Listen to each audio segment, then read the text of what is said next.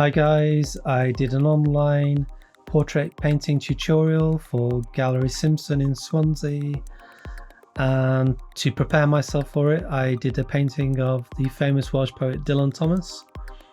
This is the second painting stage, or the colour stage, in which I applied colour thinly across Dylan's face and then I painted into those areas and brought each area to a finish. I use cold pressed linseed oil just to keep the paint from drying out. If you're interested in portraiture, on my YouTube channel I've got the 2 videos for the underpainting for this portrait, and they're in real time.